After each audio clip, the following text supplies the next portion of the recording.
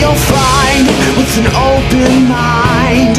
You may be. I tell you what we'll do. We'll just go ahead and let's just start taking calls. Throw it open. Let's go. Get So button, sir. here we are, 8 minutes 23 seconds into the show. Ryan from St. Louis, you're live. Hi, Matt. Hi, Martin. How you doing? I'm actually happen to be a theist, so Oh, that's good. news for all the. Well, the chat room's very happy right now. So what's up? There's one thing I have a disagreement with. Are you familiar with the God hypothesis by Richard Dawkins? I think you mean the God Delusion, the book? Yeah, well, God Delusion? it's like a chapter of the book where he asserts that the existence of God should be treated as any other scientific hypothesis should be treated. Yes. Yeah, well, okay, we're familiar with that, yeah. Okay, well, I disagree with that. I think I was basically wondering what your guys' take was on that, because I think He's right. I think he's right, yeah. natural being. He's right. Here's the reason for that, and it's something that Tracy's covered quite a bit, and better than probably any of the rest of us. And that is, it depends on your definition of a God. If your God is something that does not in any way affect reality, then okay, there's no way to test for it. There's no way to verify it at all. But if your God manifests in reality in any way, if your God can answer prayers, heal people, make the sun stop, raise people from the dead, if your God can do anything remotely like that, then that is something that is within reality, which is subject to scientific inquiry. Okay, but not if it's in reality based on. It doesn't matter what the source is. Power. No, it does not matter what the source is. The source for every new phenomenon that we identify has an unknown source most of the time. Yeah. That does not exclude it. We may not know what the source of something is, but we can still investigate and verify that the phenomenon is occurring. Now, Okay, it may be the case that you cannot get from this happened to therefore it was caused by something supernatural. In that aspect, you're correct. You can't verify the existence of the supernatural.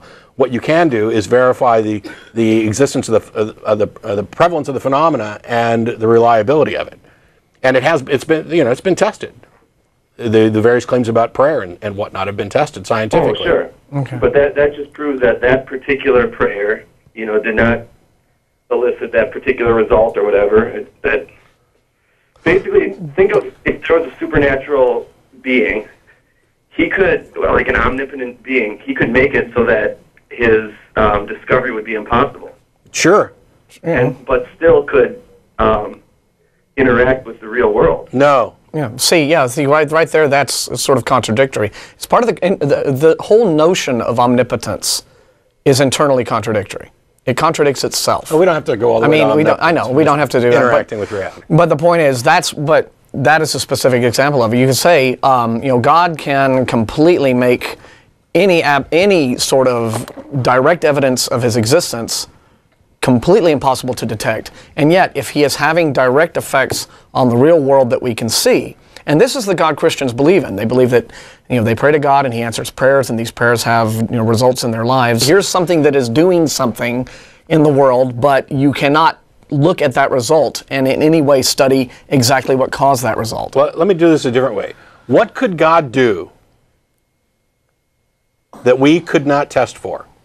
Okay, like let's say while you're sleeping, God puts $1 million in your closet, and then when you wake up, he makes it disappear.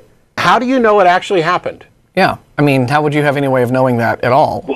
Well, you wouldn't. That's okay. the whole. Would you have any good justification for believing that it did happen? No. Okay. So unless you for some reason wanted to believe that it happened for some reason. That's not a good justification for believing something. Well, why not? Okay. Well, it's not especially rational, that's all. It's not always a good justification for believing something, but it could be. No, it's never. In what circumstance? Simply desiring something is never. Only a Sith deals in absolutes. Sorry? Only a Sith deals in absolutes. Only a what? Sith. Oh, yes, I am the Dark Lord. Are you going to turn into a prank call, or are we going to keep conversing? Okay. The thing is, I'm sorry to tell you that there are, in fact, absolutes, 3 logical ones, but I'm not going into the tag thing right now.